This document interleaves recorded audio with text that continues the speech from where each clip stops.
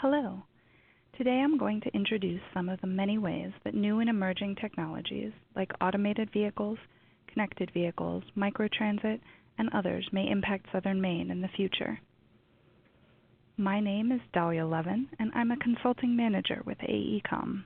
My work focuses on long-range transportation planning, travel demand forecasting, and the future of transportation and mobility.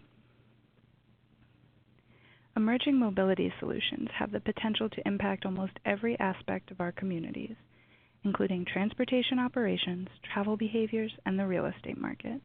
We're going to touch on some of the major impacts to public transportation as part of today's webinar, but all of these ought to be considered when planning for the future.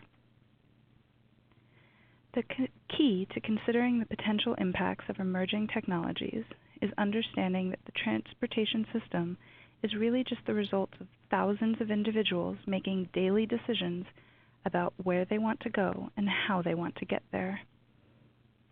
And they make these choices based on everyday considerations like cost, travel time, comfort, convenience, and the available options. So the future that we get will depend on these characteristics and how all of these individuals make their choices.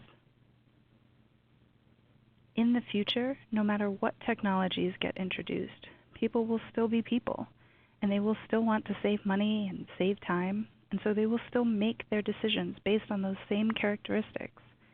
How much emerging technologies will impact the future will depend on things like how much automated vehicles cost to buy, what types of business models catch on in southern Maine, and how quickly people trust these new technologies. While experts have predictions about how these characteristics will evolve over time, no one is sure yet, meaning that the potential impacts are still very much up in the air. One of the major potential impacts of emerging technologies is the potential to improve traffic safety. NHTSA has found that 94% of traffic crashes are caused by human error. Automated and connected vehicles have the potential to dramatically decrease the number of crashes and their severity, and reduce the amount of money our communities spend reacting to crashes and their fallout. This could mean saving 131 lives in Maine every year. Eliminating these crashes could also help with traffic, as 25% of all congestion is caused by crashes. Of course, other emerging mobility trends might not have such a positive impact on safety, as reports of electric scooter crashes and injuries continue to rise.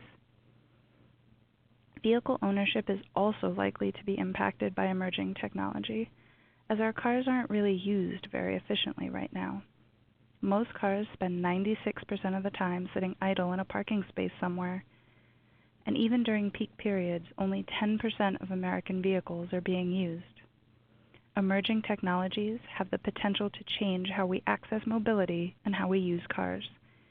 We could, of course, envision a future in which individuals continue to buy cars as they do now, only in the future they might be electric, connected, and automated. Fully automated vehicles could limit the number of cars that a family needs to purchase, as a single car could be used by multiple family members during the day, relocating itself to pick up whoever needs it next. Alternatively, we could see a future in which more people choose not to buy a car, and instead rely on shared AVs to get where they need to go. Futurists believe that this type of service could be very attractive and affordable for customers.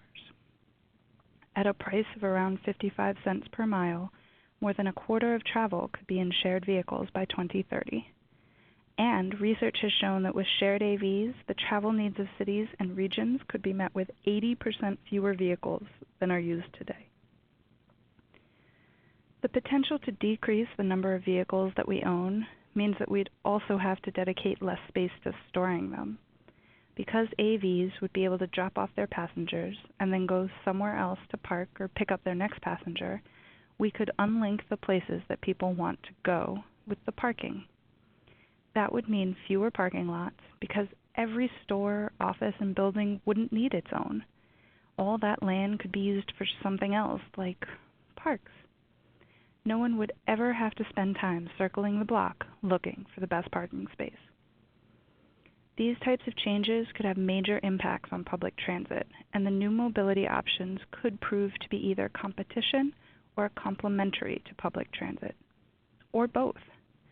While AVs and shared vehicle fleets could essentially serve passengers who would otherwise use transit, they could also provide access to the transit network to people who live too far to walk easily. How these systems are set up will help determine how they are used. But emerging technologies also have the potential to change how agencies provide transit services. Driverless transit could make providing frequent transit service cheaper than ever before, but they also make it possible to provide transit that looks very different than it does today, like the lower capacity, lower speed shuttles being tested around the world that might be an option for areas that don't need a full-size bus. Connectivity makes on-demand service possible, and new cost structures could open up the definition of transit to private industry, a market that companies are already working in. How we define transit in the future is very much up for discussion. All of these emerging technologies, trends, and business models have the potential to significantly change travel patterns as well. For example, AVs could provide access for groups of people who haven't been able to drive before, putting more car trips on the road. They could also make traveling in a car more pleasant. If people are able to work or sleep or watch cat videos in their cars, are they more likely to live further away and drive longer distances to get to work? Further, we will have to consider not just people getting into cars more often, but the vehicles themselves driving around empty, either to find their next passenger, pick up their owner's groceries, or relocate themselves to a remote parking garage. Other trends are changing how people shop, replacing trips to the store or the mall with deliveries that only seem to become more frequent. Changes to land use patterns are also likely to be influenced by changing mobility options. But here too, there is uncertainty. We could see a shift towards denser, mixed-use places as people try to take advantage of the new mobility options concentrated in these areas. Or, with people willing to drive longer distances, we could see increased interest in suburban, exurban, or rural life, with people seeking to take advantage of cheaper land prices. How this plays out will depend on individual preferences, and may very well trend in both directions at the same time. What the future looks like is still very uncertain, but we do know that it will change. In which direction? Will we have more cars or fewer? More transit ridership or less? That depends on not only on how quickly these technologies evolve, but how people react and adapt to them. Despite this uncertainty, this long-range planning process can have a lot of impact on how the future unfolds. Thinking proactively about what we want Southern Maine to be in the future can help us to develop plans and policies that shape these technologies to help create the communities that we want to live in the future. Thanks for watching.